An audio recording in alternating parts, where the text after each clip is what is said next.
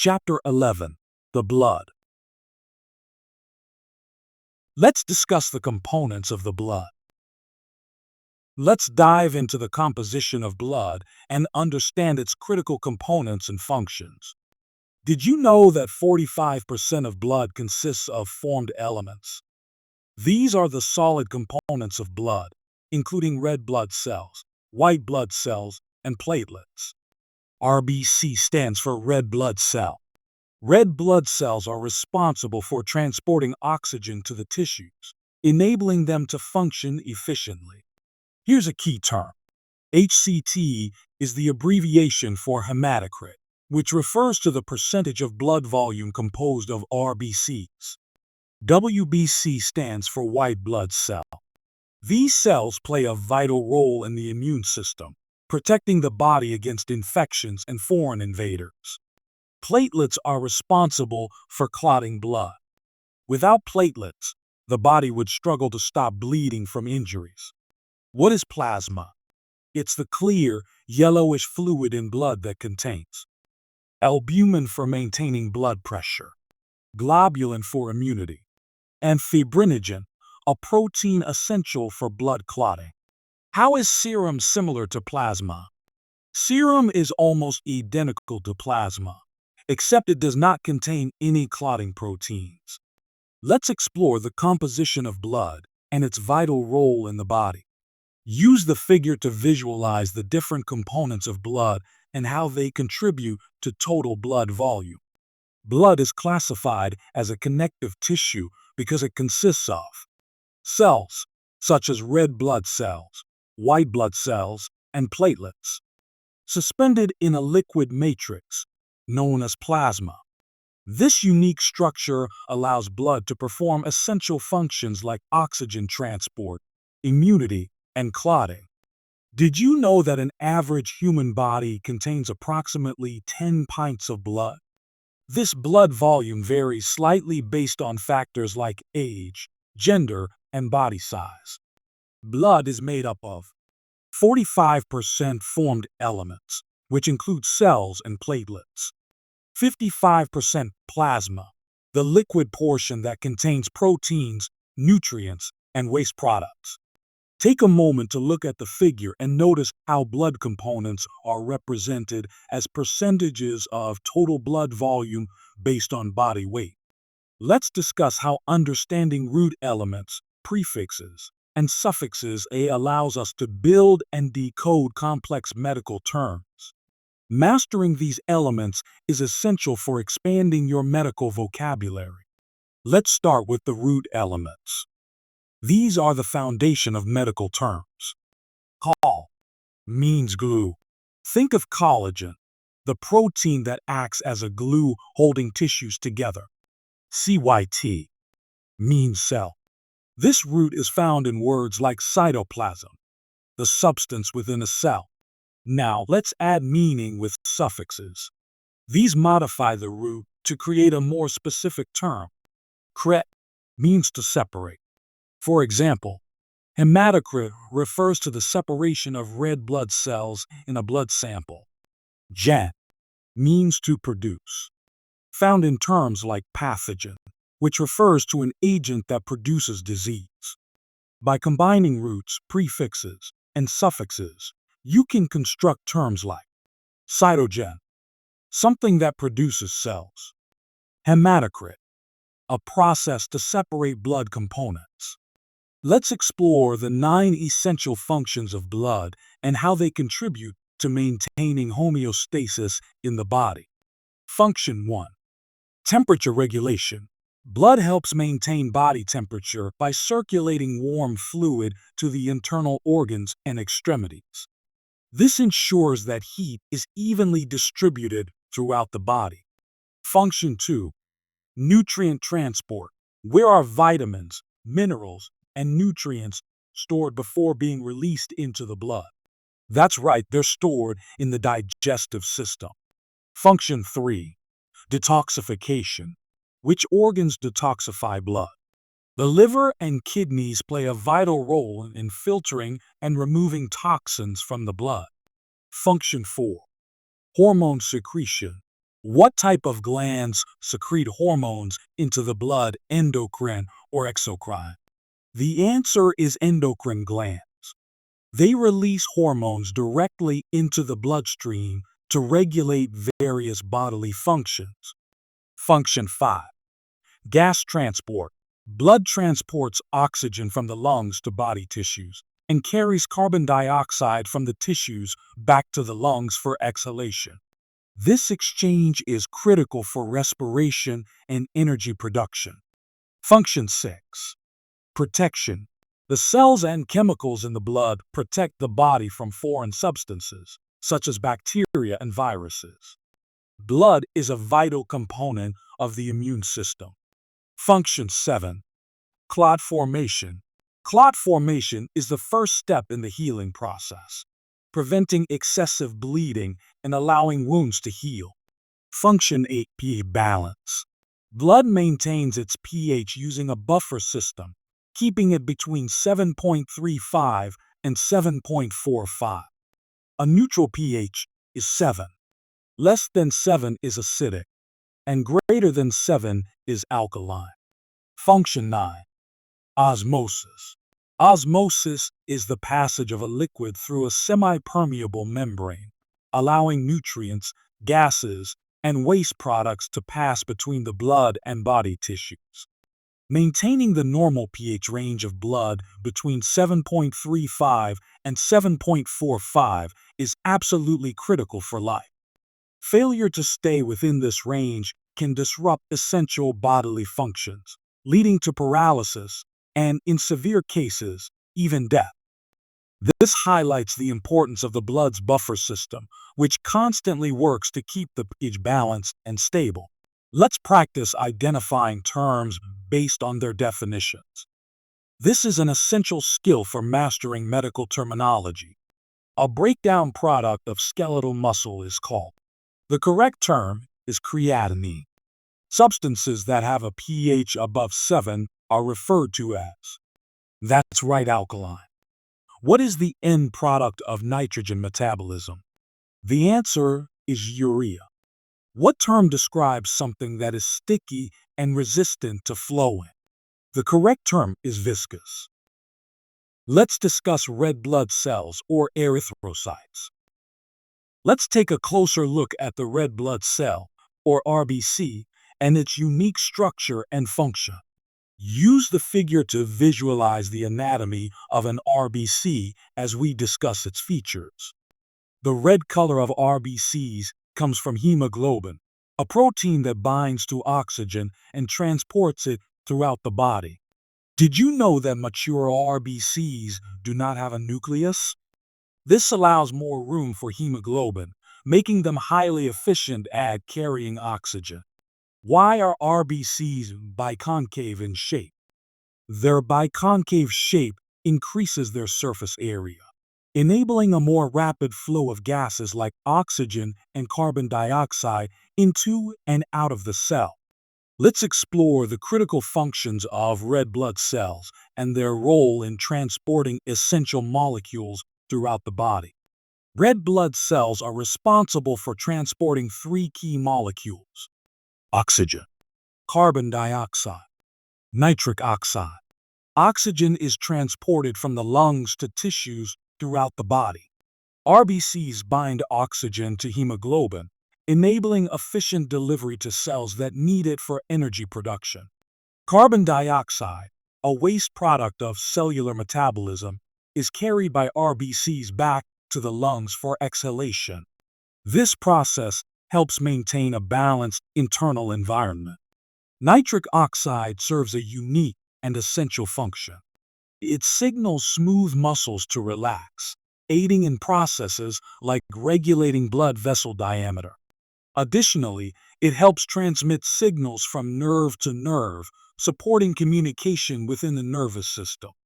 Let's take a closer look at the life cycle of a red blood cell and the factors that influence its production.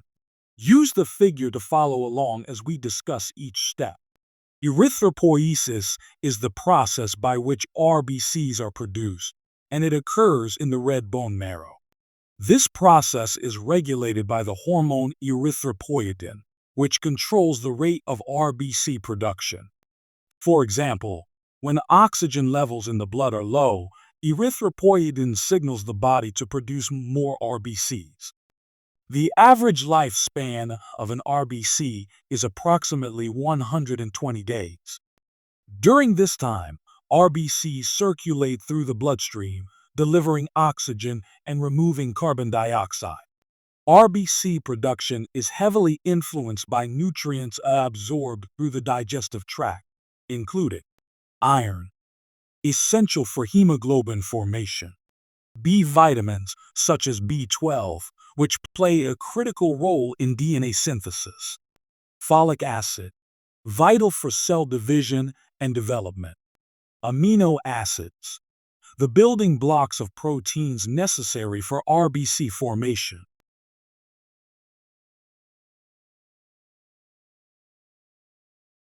Let's discuss white blood cells or leukocytes. Let's take a closer look at the different types of white blood cells, or WBCs, and their unique characteristics. There are two types of white blood cells: granulocytes and agranulocytes. Granulocytes are white blood cells with a granular cytoplasm. These granules contain enzymes that help the cell respond to infections or inflammation. The three types of granulocytes are neutrophils, eosinophils, and basophils. Neutrophils are the most abundant WBCs and play a crucial role in fighting bacterial infections. Eosinophils are involved in combating parasitic infections and allergic reactions.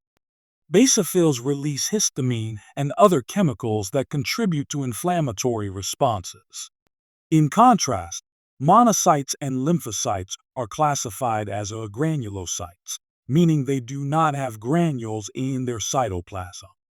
These cells have a large single nucleus and perform specific functions. Monocytes are phagocytic, meaning they ingest and destroy pathogens or debris. Lymphocytes include T cells and B cells, which are critical for adaptive immunity, targeting specific pathogens and producing antibodies. Let's take a closer look at neutrophils, a type of white blood cell critical for our immune defense.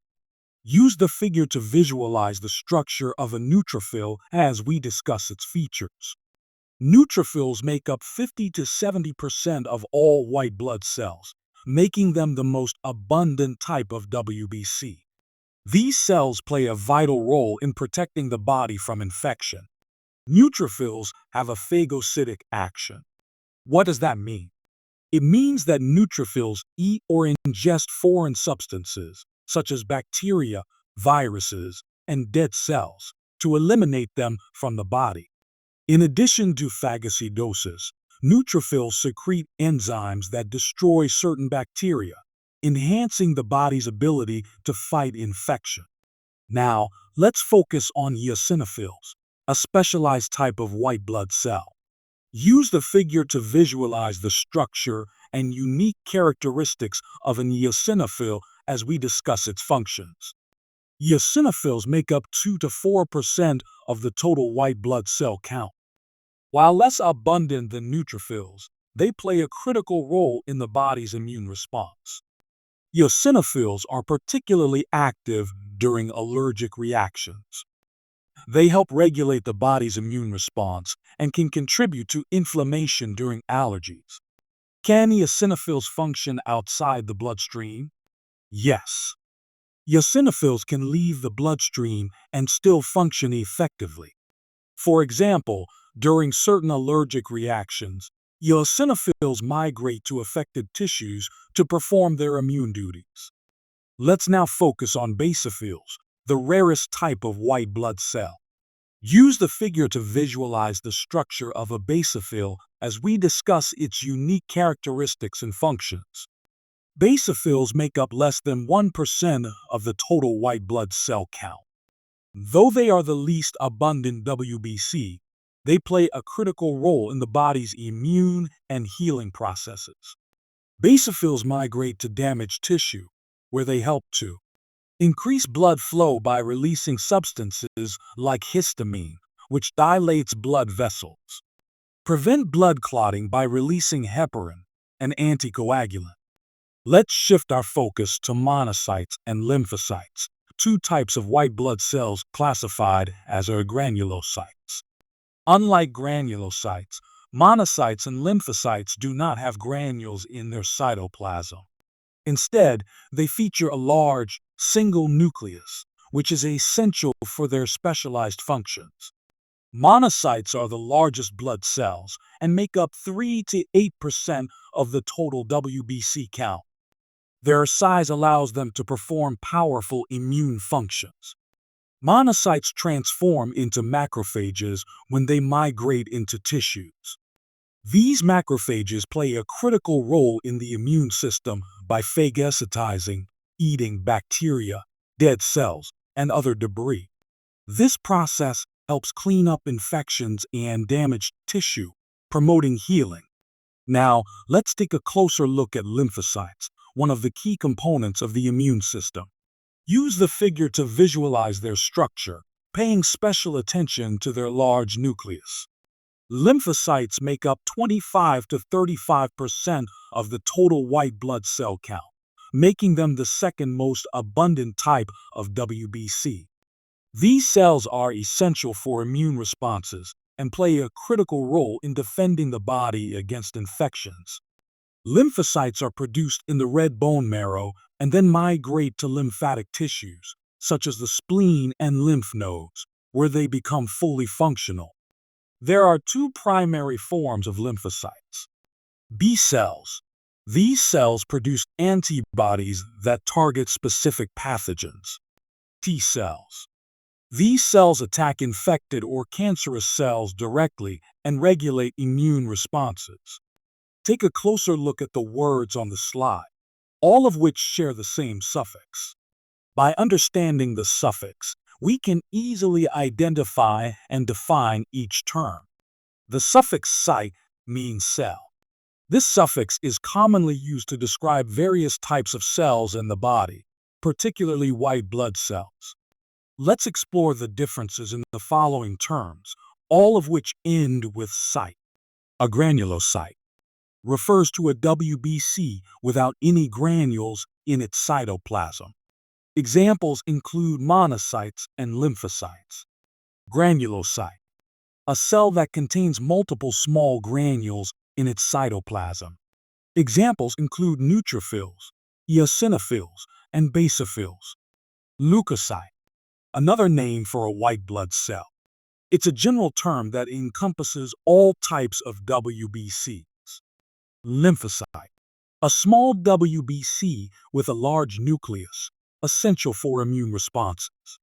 Monocyte, a large WBC with a single nucleus, known for transforming into macrophages and phagocytizing bacteria and dead cells. Now, let's draw our attention to blood groups and hemostasis.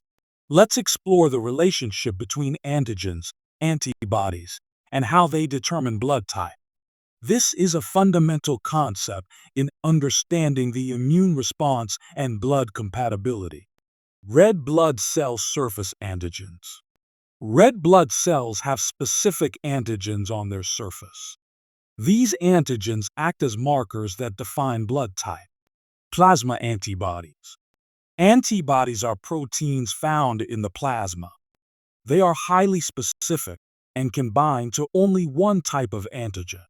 Each antibody can combine only with a specific antigen. If a specific antigen comes into contact with its matching antibody, agglutination occurs. Agglutination is the clumping of red blood cells and can happen during an incorrect blood transfusion. Antigens on RBCs are divided into two major groups. ABO blood group determines if the blood type is AB or O. Rh blood group determines if the blood type is positive Rh plus or negative Rh.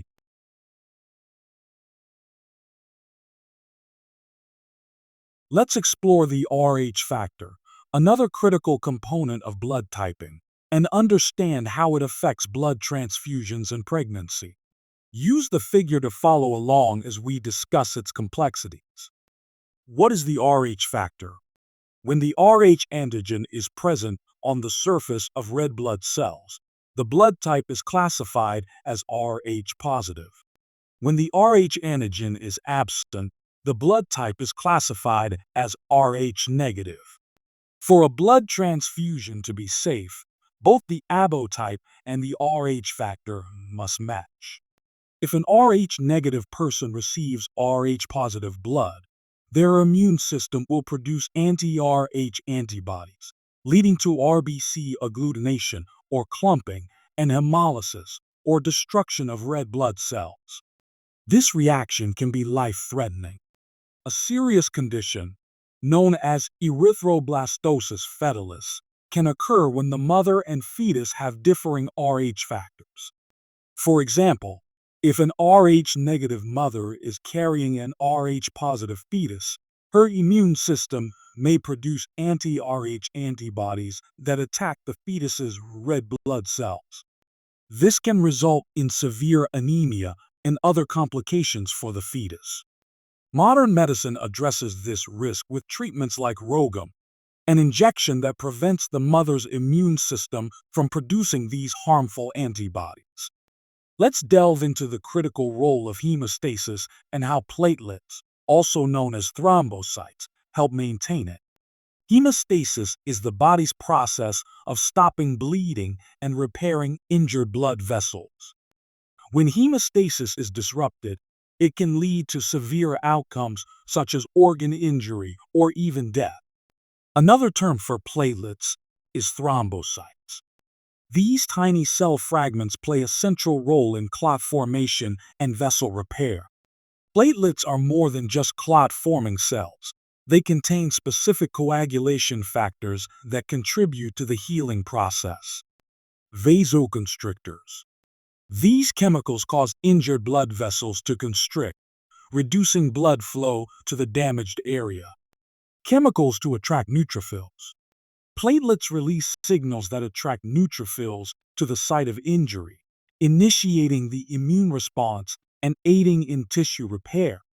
Let's break down the three-step process of hemostasis, the body's mechanism for stopping bleeding and initiating vessel repair. As we go through each step, think about how they work together to protect the body after an injury. The first step is vascular spasm, which is an immediate, temporary constriction of the injured blood vessel. This constriction reduces blood flow to the injured area, minimizing blood loss. Next is the formation of the platelet plug. Platelets accumulate at the injury site, binding to one another and to the damaged tissue. This forms a temporary barrier to prevent further bleeding. The final step is blood coagulation, or clot formation. During this process, prothrombin is converted into thrombin, which then facilitates the production of a blood clot. The clot traps blood cells and begins the healing process. To master the terms related to hemostasis, it's essential to memorize key definitions and understand their meanings. Let's practice identifying the correct term from each definition. A substance that prevents clots. The correct term is anticoagulant. Anticoagulants are used to reduce the risk of clot formation in blood vessels. A clot attached to a diseased blood vessel or hard lining. This is called a thrombus. A thrombus can block blood flow, leading to complications like heart attack or stroke. The process of blood clotting. The term for this is coagulation. Coagulation is the final step in hemostasis, forming a clot to stop bleeding. To truly understand medical terminology, it's important to learn how to break words down into their individual elements and build their definitions.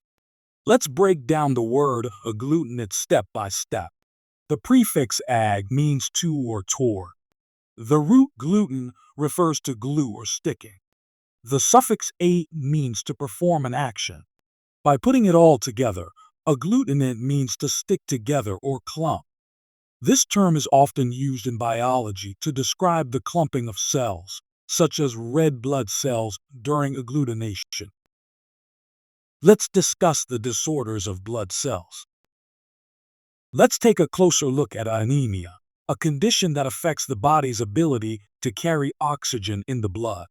Regardless of its underlying cause, anemia will always produce symptoms such as fatigue and shortness of breath. There are various types of anemias.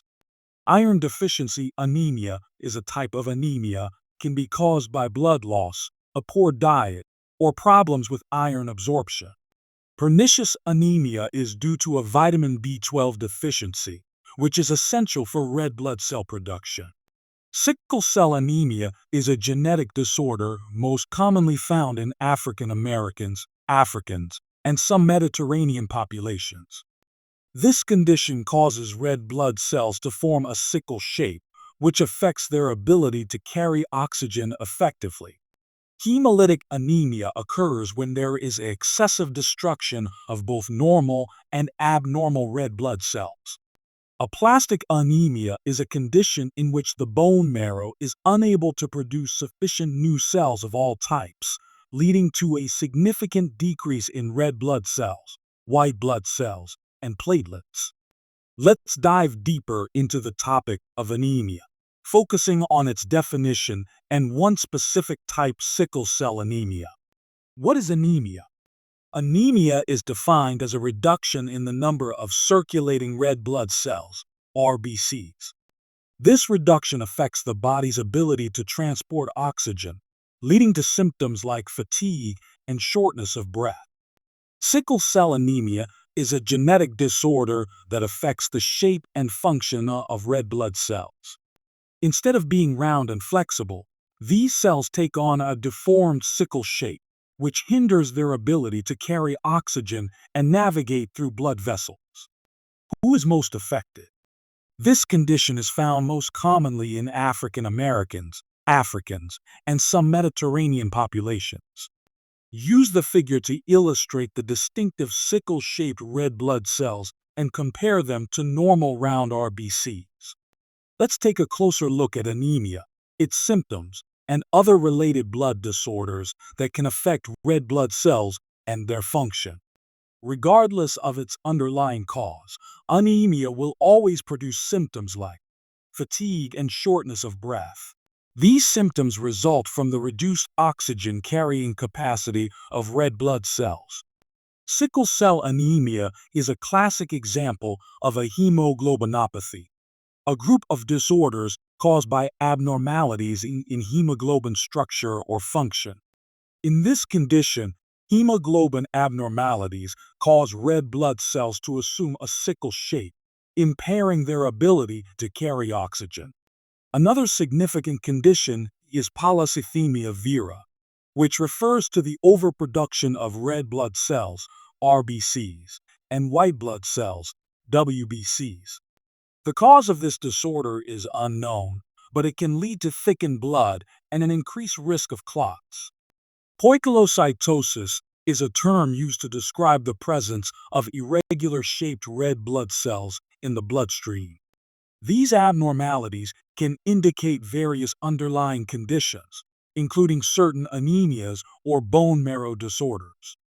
Let's explore some key facts about white blood cells and their role in maintaining health, as well as conditions that can arise from abnormalities in their count and function. A cubic millimeter of blood contains about 5,000 to 10,000 WBCs. This range is critical for the body's ability to fight infections and maintain immune balance. Leukocytosis occurs when the WBC count exceeds 10,000.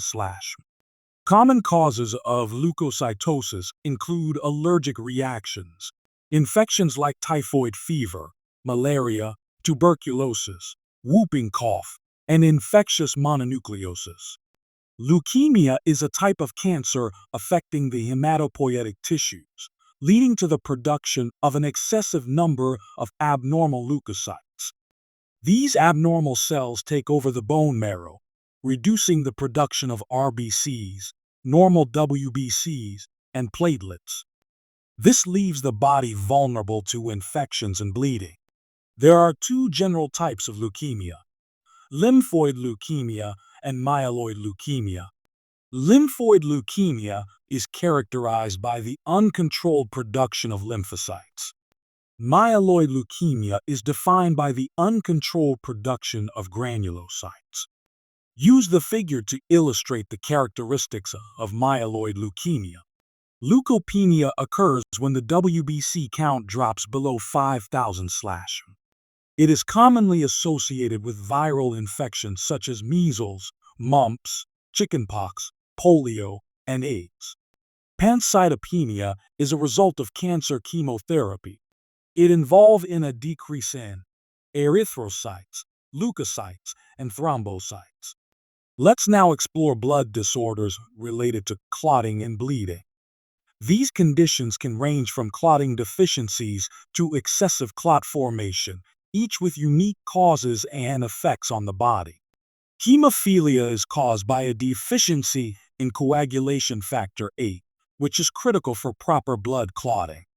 Hemophilia A is the most common form and primarily affects males due to its X-linked inheritance.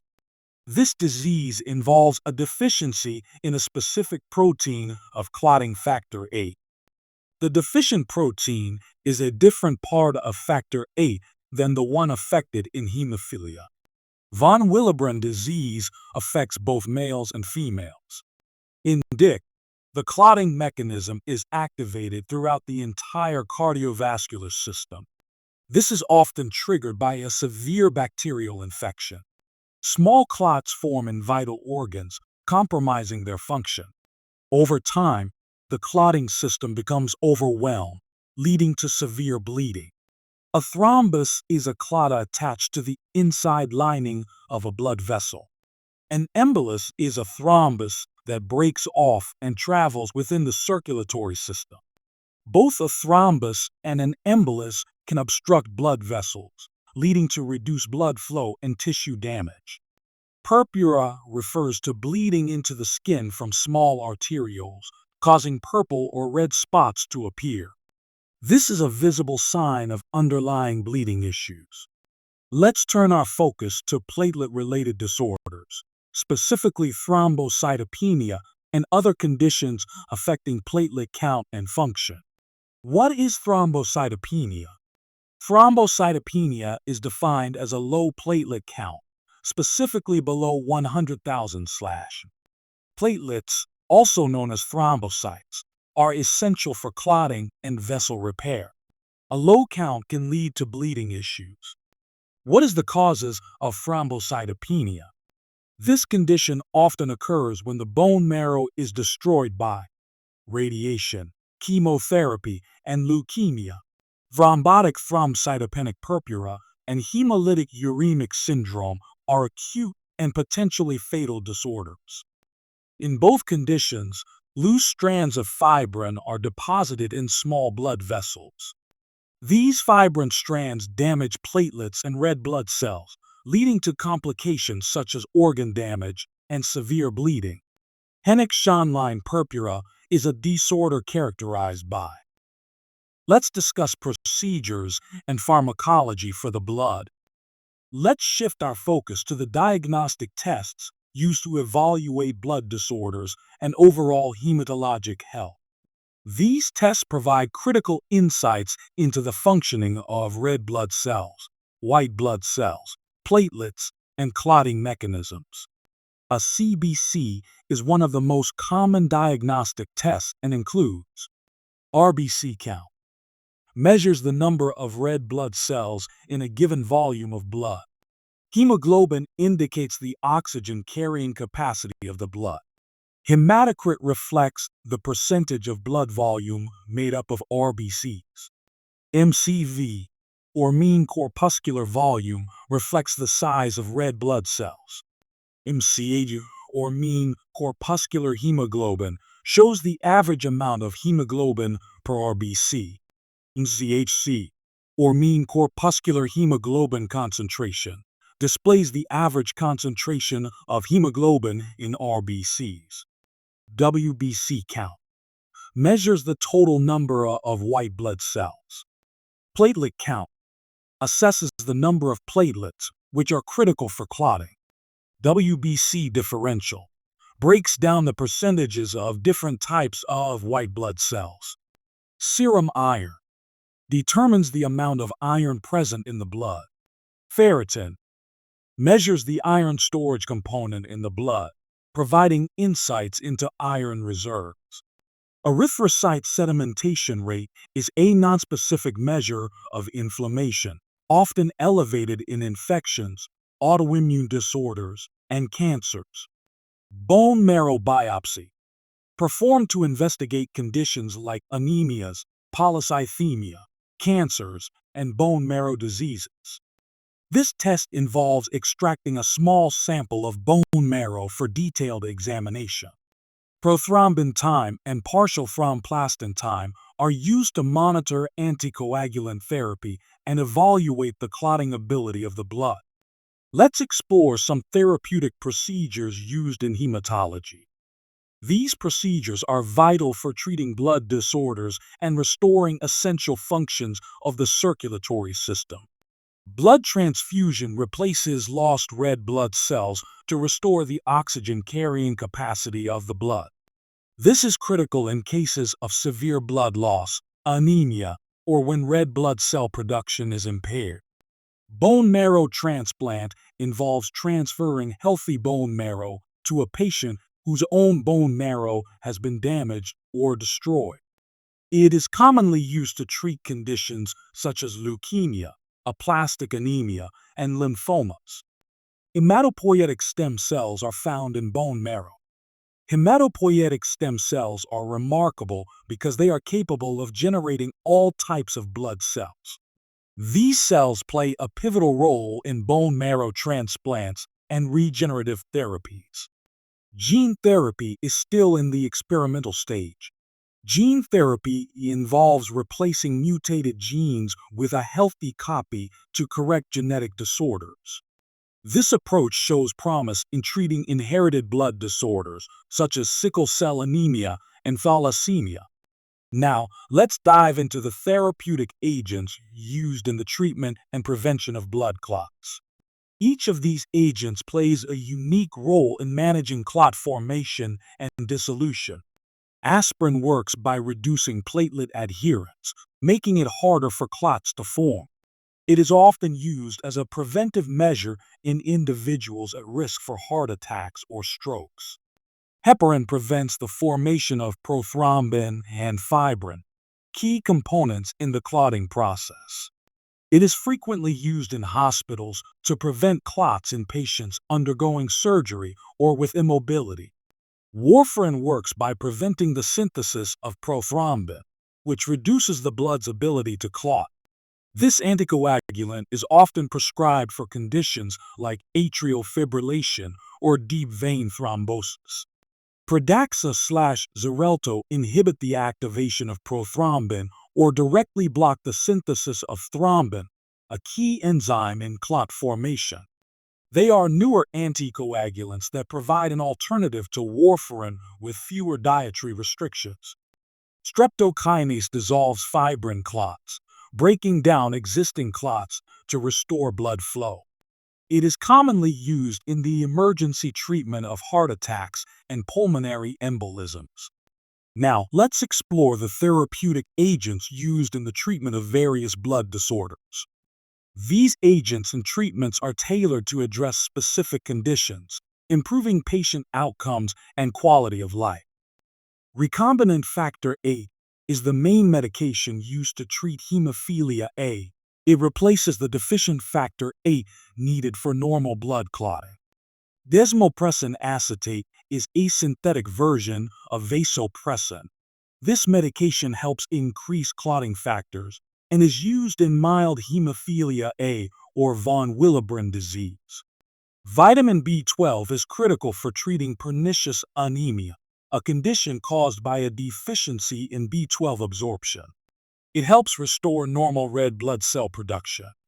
L-Trombopag is available for pediatric patients with immune thrombocytopenia. It works by stimulating platelet production to reduce bleeding risk. Chemotherapy used in the treatment of blood cancers, such as leukemia, lymphoma, and multiple myeloma.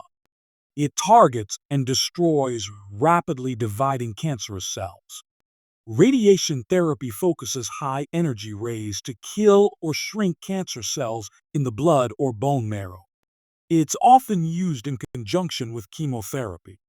Stem cell transplant involves replacing diseased or damaged bone marrow with healthy stem cells capable of producing new blood cells.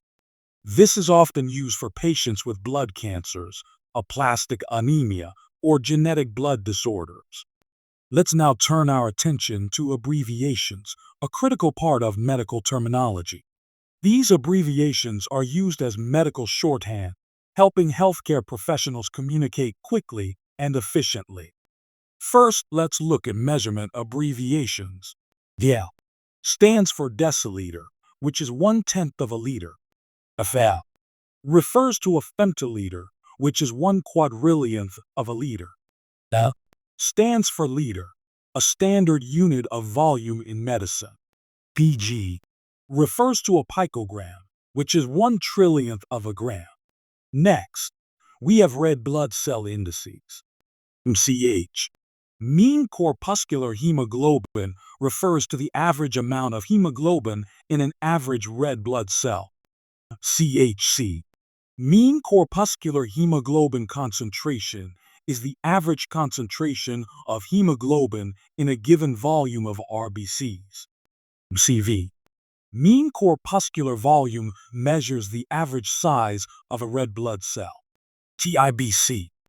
Total iron binding capacity measures the amount of iron needed to saturate the RBCs. HB refers to hemoglobin, the protein in RBCs that carries oxygen. Lastly, gas abbreviations. CO2 stands for carbon dioxide. NO refers to nitric oxide, a molecule that signals muscle relaxation and aids in nerve signaling. O2 refers to oxygen, essential for tissue function and energy production. Let's take a moment to understand how breaking down word elements can help us define and comprehend medical terms more effectively. This approach is essential for mastering medical terminology. Disseminate. Let's break it down. Dis means apart or away. Seminate comes from the Latin word for seed, meaning to scatter or spread. Together, disseminate means to widely scatter through the body or an organ. Example: infections can disseminate through the bloodstream, spreading to multiple organs. Recombinant. Breaking it down. Re means again or back. Combinant is derived from combine, meaning to join or alter. Recombinant means altering a sequence or form. Example: recombinant DNA technology alters the genetic sequence to produce desired traits or treatments.